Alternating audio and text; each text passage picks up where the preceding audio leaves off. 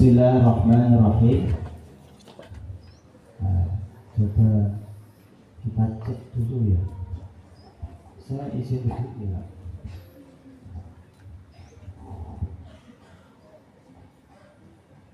Bismillahirrahmanirrahim. Assalamualaikum warahmatullahi wabarakatuh.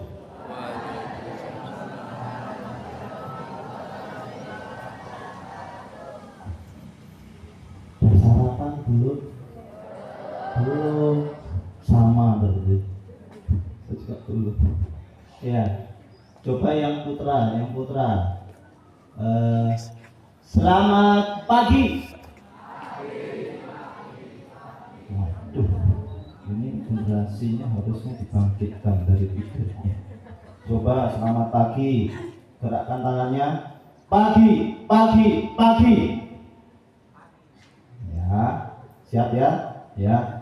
Yang putra, selamat pagi. Pagi. Ah. Yang putri. Yang putri, selamat pagi. Iya, tuh. Tepuk tangan semuanya. Alhamdulillahirabbil alamin. Alhamdulillahilladzi anzala ala 'abdihil kitaba wa lam yaj'al lahu 'iwaja. Qayyiman liyundhira ba'san shadidan min ladunhu wa yubashshiral mu'minina alladhina ya'maluna as-shalihat anna lahum ajran hasanan. Asyhadu an la ilaha illallah wa asyhadu anna Muhammadan abduhu wa rasuluh. Qala Allah ta'ala fil Qur'anil Karim, Subhanalladzi asra bi'abdihi lailan minal masjidil haram ilal masjidil aqsa alladzi barakna haulahu linuriyahu min ayatina innahu sami'un basir. Yang kita hormati Bapak Kepala Sekolah, Bapak Darus Rahman, dan juga Bapak Mukhlisin yang tadi juga membersamai, dan Bapak Joko Sulistyo dan Bapak Mas Hamid, saya manggilnya Mas Hamid, dan juga para bapak-bapak dan ibu-ibu guru yang dirahmati Allah Subhanahu wa taala, dan juga para murid SMP 1 Weru yang pada pagi hari ini, pada waktu yang spesial ini, kita dikumpulkan di tempat ini. Bersyukur kepada Allah Subhanahu wa taala. Syukur kita kepada Allah Subhanahu wa taala di pagi hari yang mendung. Ini kalian kayak gini suka atau sedih ini mendung ini? Suka ya, alhamdulillah. Ya suka. Mudah-mudahan tutupnya awan agar sinar matahari tidak menyinari kita pada pagi hari ini, sebagaimana awan yang membersamai Nabi ketika beliau berjualan berdagang ke Syam. Jadi Nabi itu ketika zaman mudanya, seusia hampir di SMA, itu jualan dari Mekah ke Syam, perjalanan 3 bulan. Apa yang spesial? Perjalanan ini dinaungi oleh awan. Mudah-mudahan awan ini adalah bukti nyata bahwasannya Allah Subhanahu wa taala meridhoi, merahmati, dan juga memberkahi kita semua. Amin. Yang selanjutnya, salawat dan salam marilah kita selalu haturkan kepada Nabi kita, Nabi Muhammad Sallallahu Alaihi Wasallam.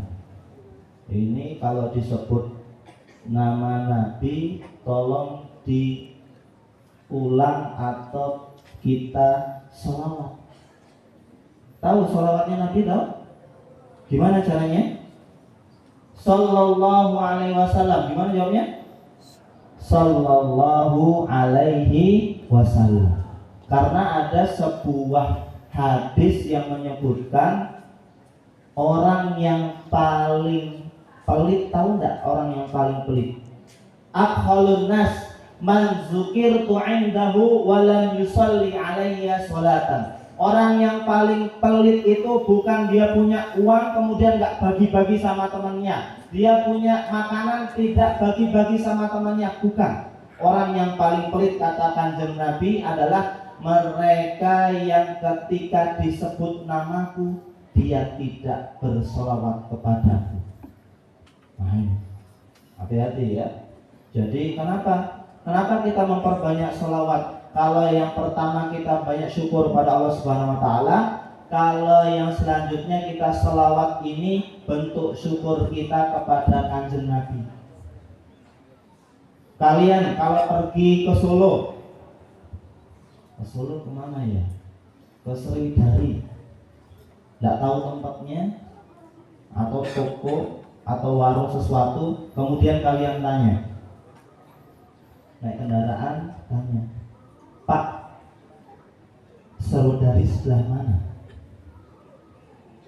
Ini loh mas, lurus terus nanti ngiri itu ada Sriwidari, toko buku Sriwidari. Apa yang kita ucapkan sebelum kita berpisah? Apa yang kita ucapkan? Matur suwun, terima kasih. Untuk orang yang menunjukkan kita jalan Sriwidari, tempat yang kita inginkan, kita ucapkan terima kasih, matur suwun.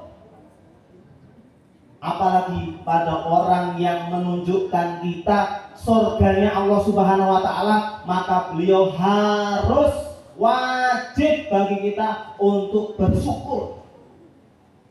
Man lam yashkurin nas lam yashkurullah. Orang yang tidak bisa mensyukuri, berterima kasih pada orang lain, maka dia tidak bisa bersyukur pada Allah Subhanahu Wa Taala.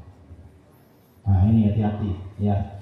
Baik para adik-adik sekalian yang dirahmati Allah Subhanahu Wa Taala, untuk pagi hari ini tema kita adalah apa ini? Isra dan Mi'raj. Isra dan Mi'raj. Ya, baik.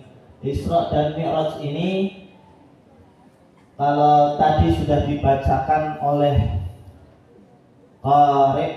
qari'ah kita. Tadi baca putra atau putri? Putri. Masya Allah, bacaannya luar biasa. Ya, mudah-mudahan nanti bisa hafal Quran. Ya, kemudian bisa, kalau tidak hafal Quran ya kalian masih punya kesempatan untuk bisa hafal Quran. SMP seusia kalian ini masih bisa kesempatan untuk membaca dan menghafal Al-Quran. Saya punya kajian di daerah Karanganyar sini, itu mbah-mbah umurnya 70 tahun, 60 tahun. Itu setiap sepekan seminggu sekali itu ngafal kita baca Quran dan ngafal 3 ayat. Bisa mbah-mbah yang dia paginya kadang-kadang juga ke sawah. Bahkan ada seorang pedagang di Watu Kelir, masih juga jamaah kita itu, dia jualan, ada helm, ada jualan serabi, jualan makanan kecil. Itu setorannya sudah sampai 10 juz. Itu kalau pas mulaan ke Solo naik mobil, apa yang dilakukan? Ustaz, saya kalau naik mobil itu sambil ngulangi hafalan. Ke Solo itu jalan sambil ngulangi hafalan, bukan sambil ngelamun. Kalian kalau ke Solo, kalau perjalanan, apa yang kalian pikirkan? Jalannya. Ya, apalagi kalau disalib oleh koncone, nggak terima. Wah, nggak terima. Nggak terima aku dibalap. Emang aku apaan? Nah itu ya, nggak terima ya. Ya tapi dia ketika di perjalanan apa? Mengulangi hafalannya. Wah, masya Allah, mengulangi. Ya, mengulangi. Kalau lupa, minggir, buka Quran. Oh, ini lanjutannya. Nanti jalan lagi. Nah itu bisa 10 juz. Itu pagi jualan, kadang sore kulaan. Terus setiap hari seperti itu. Tapi setiap hari masih bisa untuk menghafal dan belajar Al-Quran. Masya Allah. Gini para murid yang mata Allah Subhanahu Wa Taala, di pagi hari ini kita akan coba melihat bagaimana Allah Subhanahu Wa Taala menjadikan seorang yang paling beliau cintai. Allah Subhanahu Wa Taala menyebutkan di dalam Al-Quran, Subhanalladzi. Coba bareng-bareng kita baca ini.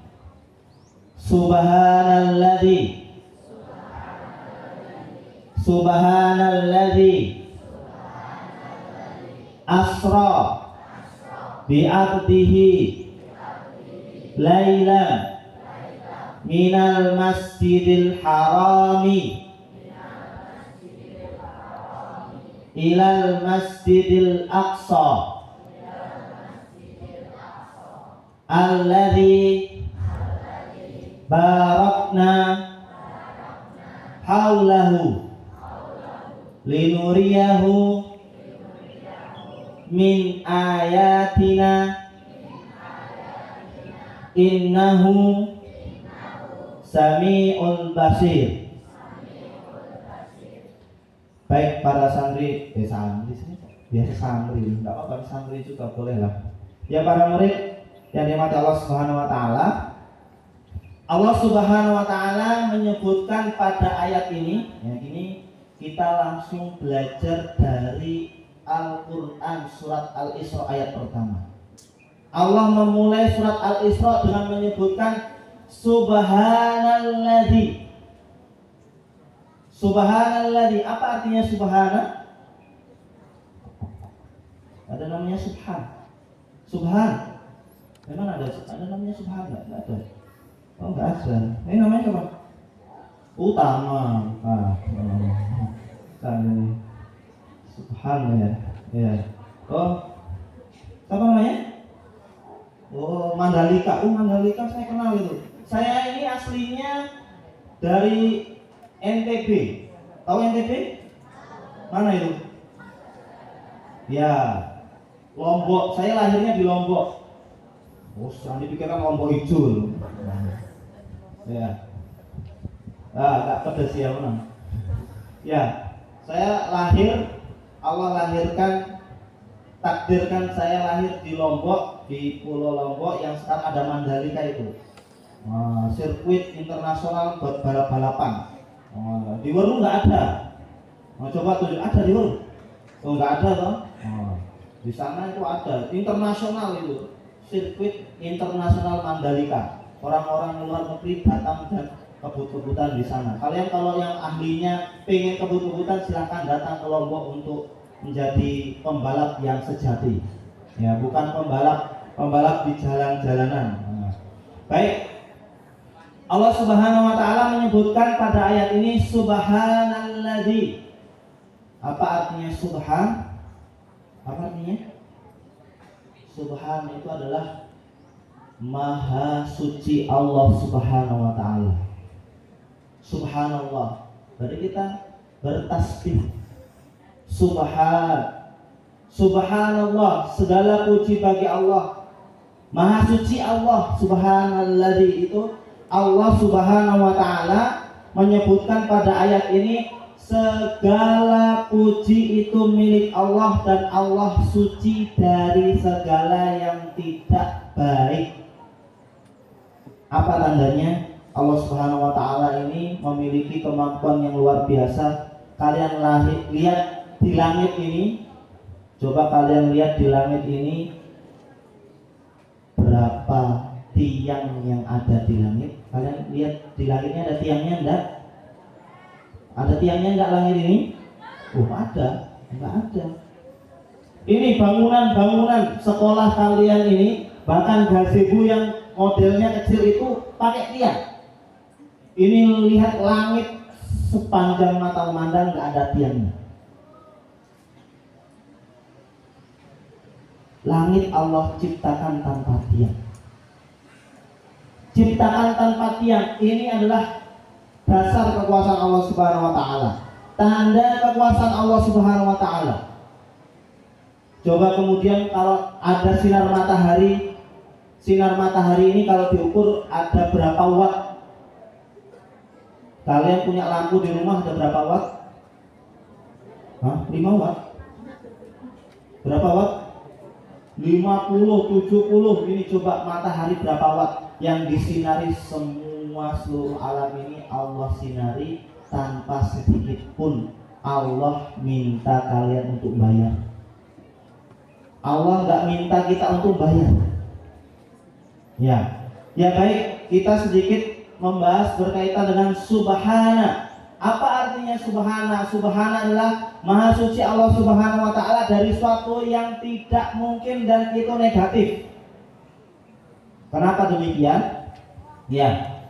Jadi perkataan subhana ini yang kita sebutkan ketika melihat ada suatu yang negatif, maka kita sebutkan subhanallah.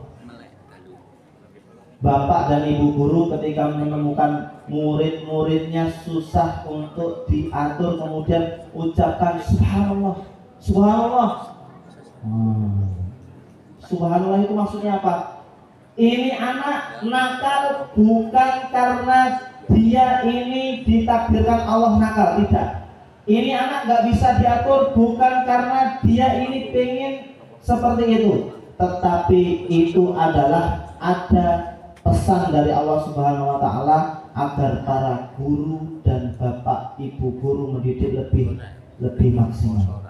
Kita punya anak yang kemudian juga susah dan sebagainya, maka hal-hal yang negatif ini kita sebutkan subhanallah.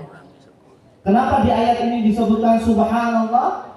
Karena ketika itu orang-orang Quraisy, orang-orang yang tinggal di Mekah itu menentang Nabi. Ketika Nabi datang, beliau ditentang dengan luar biasa. Tidak ada yang mau beriman, tidak ada yang mau beriman kepada Nabi, tidak ada yang beriman kepada beliau. Siapa yang pertama kali beriman? Yang pertama kali beriman ketika turun ayat itu adalah istrinya. Siapa istri Nabi? Istri Nabi siapa namanya? Aisyah. Oh, apa Aisyah ya? Siapa? Ini perempuan. Istri Nabi namanya siapa? Aisyah. Oh, Aisyah ya. Istri Nabi yang pertama namanya? Siapa? Khadijah. Lo ada namanya Aminah. Aminah itu ibunya, bukan istrinya. Wah, iya. Kalau Aminah itu ibunya. Kalau istri beliau adalah Khadijah. Siapa? Ya, istri yang mendukung beliau luar biasa. Di saat orang-orang tidak ada yang mau beriman, maka beliau adalah orang yang pertama kali mengimani dan percaya bahwa beliau ini Nabi. Suatu saat Nabi sedang berada di gua, kemudian tahu-tahu ada sinar, ada cahaya bisa berbicara. Iqra, baca. Iqra, baca. Kalau kalian pergi di rumah, tahu-tahu ada cahaya yang bersinar, kira-kira apa yang kalian bayangkan? Apa yang bayangkan? Orang, center. Ya. Yang dibayangkan itu sedang main itu apa namanya? Bercahaya, mukanya bercahaya-cahaya ya. Ya. Baik. Ketika itu kemudian beliau menerima wahyu Iqra, baca oleh Muhammad. Kemudian beliau kembali ke rumahnya sambil gemetaran. Wahai istriku, zamiluni, selimuti aku istriku. Saya tadi melihat suatu makhluk yang saya tidak tahu dari mana. Tahu-tahu saya diajari tentang kamu ini adalah seorang nabi. Dengan gemetar. Ya kalau kalian di pojokan sana malam-malam jam 12, tahu-tahu ada gitu. Gemeteran pulang-pulang, Pak. Bahkan mungkin kalau pas dia tuh ya itu ya.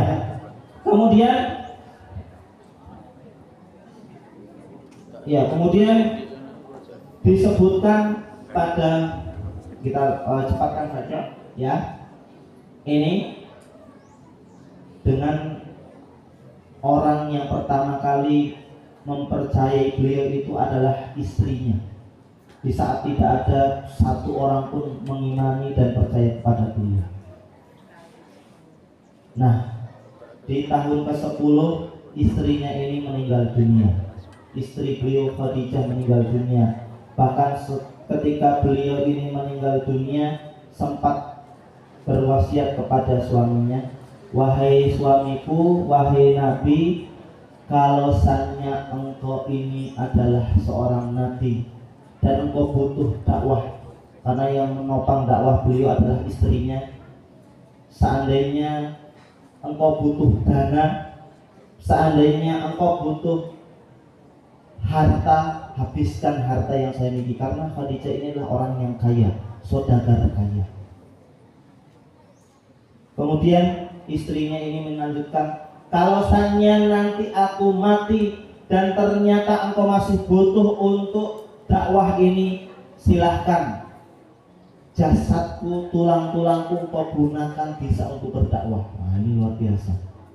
Seorang istri harus berani dan siap untuk memotivasi, membela kepala keluarganya untuk menjadi lebih baik.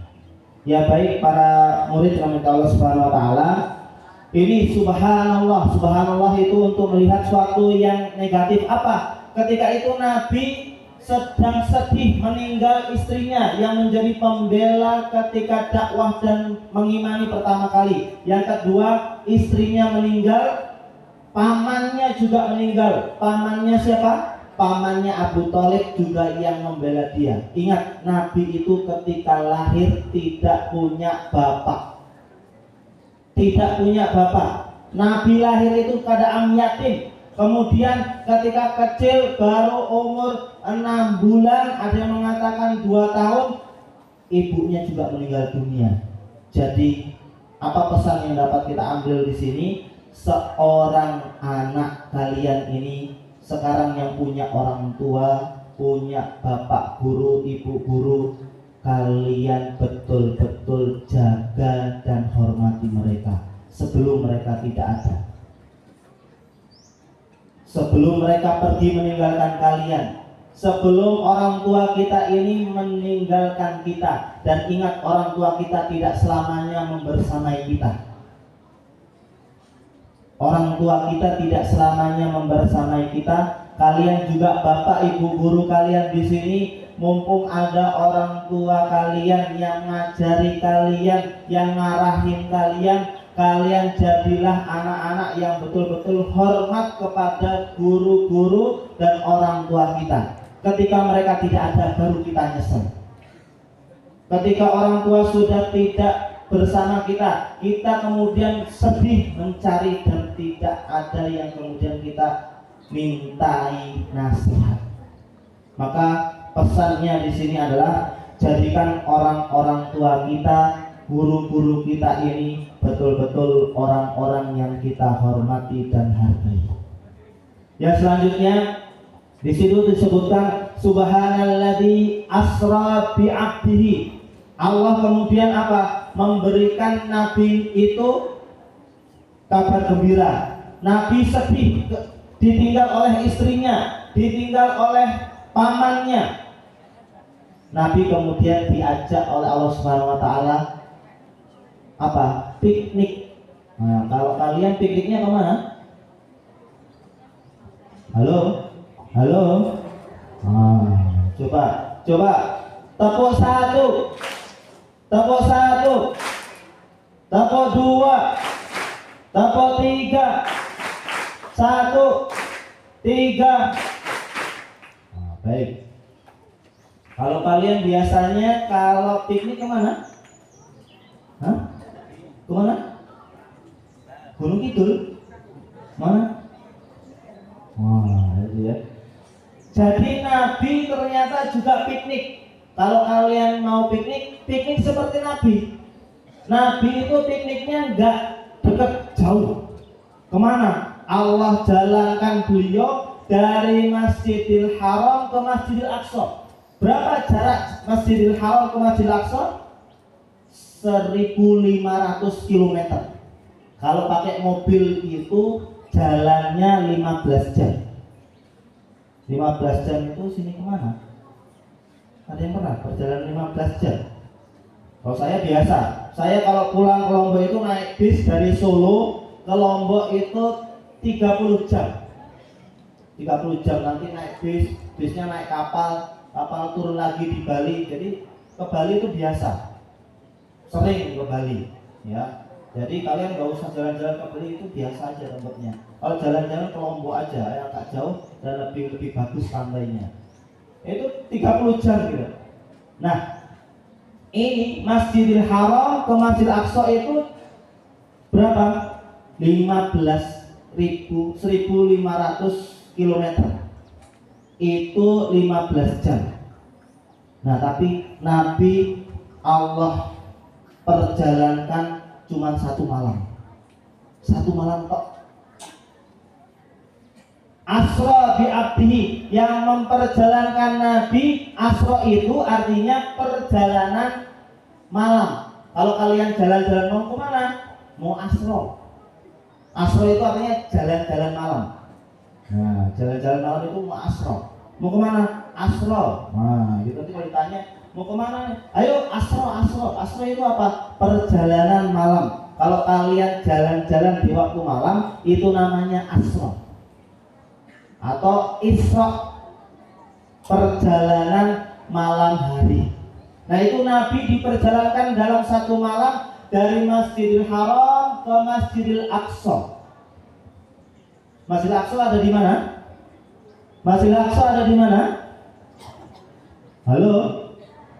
Halo? Masjidil Aqsa ada di mana? Ada. Masjidil Aqsa ada di mana? Palestina, Masya Allah. Ini putra-putra luar biasa. Masjidil Aqsa ada di mana? Palestina. Kalau Masjidil Haram ada di mana? Hah? Masjidil Haram ada di mana? Hah? Di Mekah, betul. Masjidil Haram itu tempatnya di Mekah, Masjidil Aqsa tempatnya di Palestina. Jadi masjid yang pertama kali dibangun di atas muka bumi ini adalah Masjidil Haram. Yang kedua yang dibangun oleh para malaikat juga itu adalah Masjidil Aqsa. Jadi Masjid Aqsa ini adalah masjid yang dibangun di atas muka bumi, masjid kedua dari tempat suci. Masjid yang pertama kali dibangun Masjidil Haram, masjid yang Allah bangun kedua kali di atas muka bumi inilah Masjidil Aqsa. Bahkan Masjid Aqsa ini menjadi kiblat pertama kaum muslimin sebelum Masjidil Haram. Sekarang kalau kita sholat hadap mana? Ke barat. Mana penjilin sholat, mana penjilin? Kulon. Kulon. Nah ini. Ya, mana? Sholatnya di mana? Oh, kiblat. Nanti. Yang betul kiblat atau barat? Kiblat betul. Ya, kalau kita sekarang di Indonesia kiblatnya menghadap ke barat. Tapi kalau kalian nanti bisa kesempatan ke Eropa, hadap sholatnya bukan lagi ke barat tapi ke timur. Iya.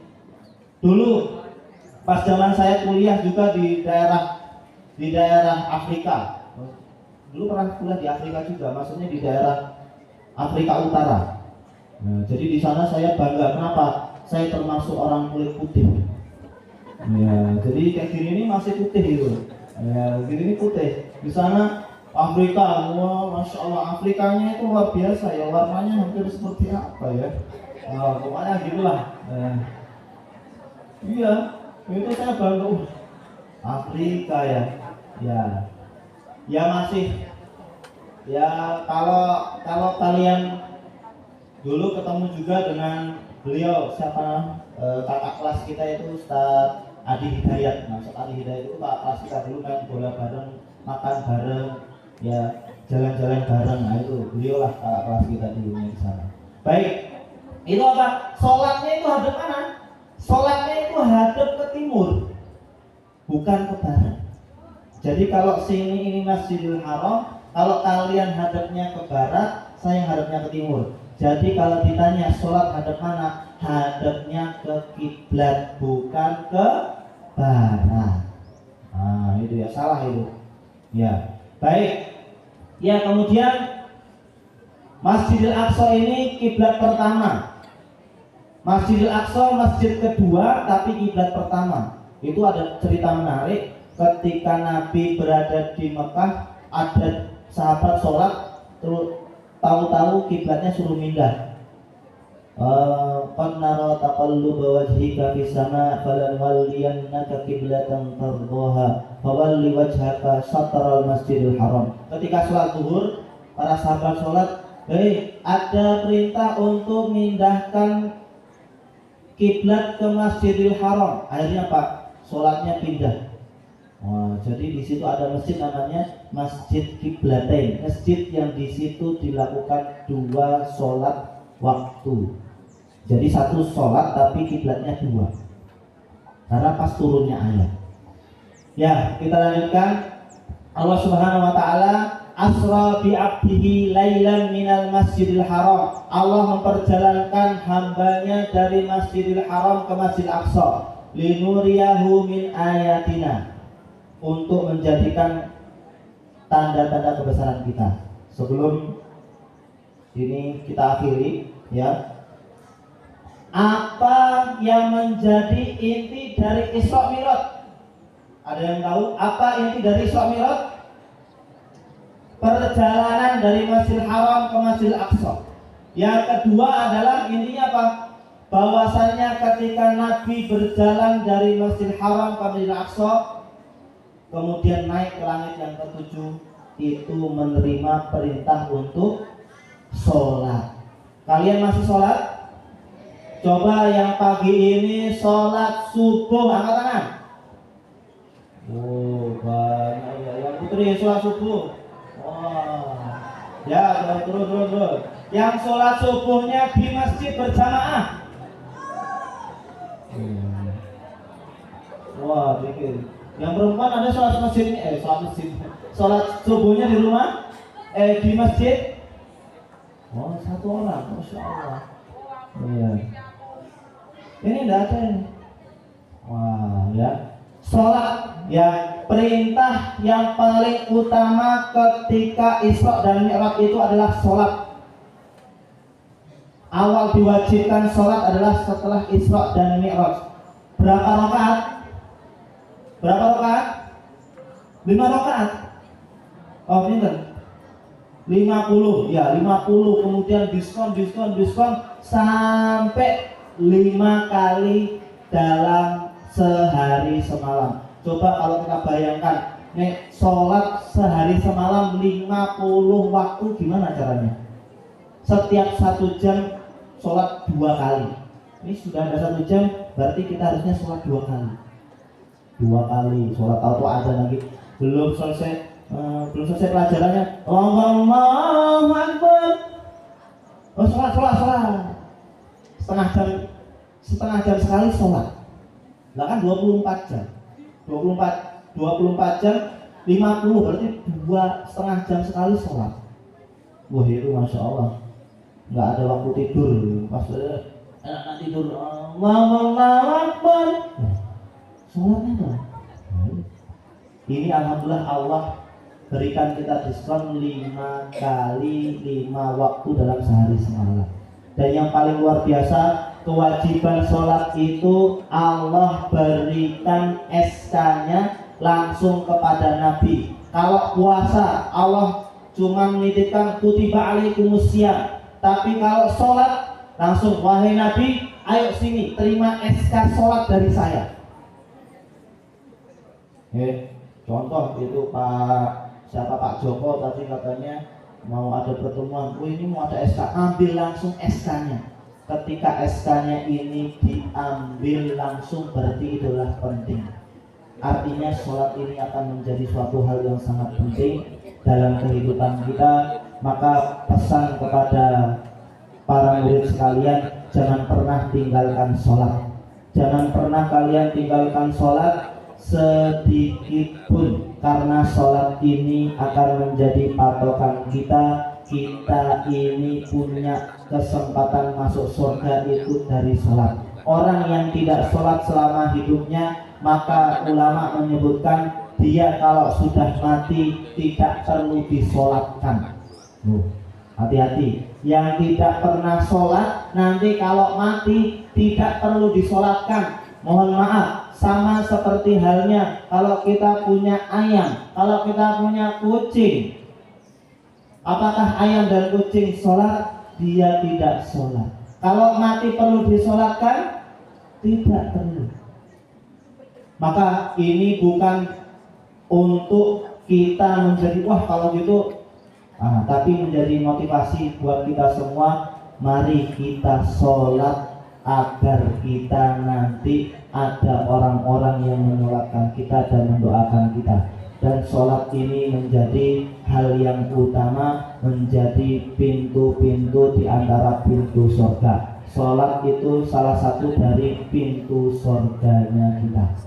Baik, ini mari di penghujung ini kita berdoa kepada Allah Subhanahu wa taala agar apa yang telah kita pelajari pada pagi hari ini Allah terima, Allah ridhoi. Allah jadikan kita anak-anak yang soleh dan solehah, menjadikan kita orang-orang yang nanti memimpin bangsa ini menjadi orang-orang yang berguna bagi nusa, bangsa dan agama. Ala hadhihi niyyah wa ala kulli niyyatin salihah. Al-Fatihah. A'udzu billahi minasyaitonir rajim. Bismillahirrahmanirrahim. Alhamdulillahirabbil alamin. Ar-Rahmanir-Rahim. Maliki yaumiddin. Iyyaka na'budu wa iyyaka nasta'in. Ihdinas siratal mustaqim. Siratal ladzina an'amta 'alaihim ghairil maghdubi 'alaihim waladdallin. Rabbana zalamna anfusana wa illam taghfir lana wa tarhamna lanakunanna minal khasirin. Ya Allah, ya Tuhan kami, ampunilah dosa-dosa kami ya Allah, dosa yang kami sengaja maupun tidak sengaja ya Arhamar Rahimin. Ya Allah, ya Tuhan kami, Engkaulah yang telah menciptakan langit dan bumi. Engkau telah menganugerahi kami kedua orang tua kami, guru-guru kami. Cintailah mereka ya Allah. Sayangilah orang-orang tua kami yang hari ini membersamai kami di dunia ini. Ya Allah, mudahkanlah usaha-usaha mereka. Mudahkanlah apa yang mereka niagakan. Mudahkanlah apa yang mereka usahakan. Ya Allah, Engkau berikan kepada kami guru-guru yang luar biasa. Berkahilah mereka, mudahkanlah urusannya. Jadikanlah mereka guru-guru yang mereka nanti menjadi teman-teman kami, saudara-saudara kami di surga-Mu ya Arhamar Rahimin. Rabbana hab lana min azwajina wa dzurriyyatina qurrata a'yun waj'alna lil imama muttaqin waj'alna lil imama muttaqin. Ya Tuhan kami, terimalah amalan-amalan kami. Jadikanlah kami anak-anak yang soleh dan solihah, anak-anak yang membanggakan kedua orang tua kami, membanggakan guru-guru kami, membanggakan orang-orang yang ada di sekitar kami ya Arhamar Rahimin. Ya Allah, mudahkanlah kami dalam menggapai cita-cita-Mu ya Allah. Mudahkanlah kami dalam sholat ya Allah. Jadikanlah sholat ini sebagai jalan mudah kami untuk meraih surga-Mu ya Allah. Ya Allah, ya Arhamar Rahimin. يا مجيب السائلين ربنا آتنا في الدنيا حسنة وفي الآخرة حسنة وقنا عذاب النار وقنا عذاب النار سبحانك ربك رب العزة عما يصفون والسلام على المرسلين والحمد لله رب العالمين. Demikian yang dapat kami sampaikan. Ada hal-hal yang kurang berkenan kami mohon maaf. Billahi taufiq wal hidayah. Wallahu muwaffiq ila aqwamit thoriq. Wassalamualaikum warahmatullahi wabarakatuh.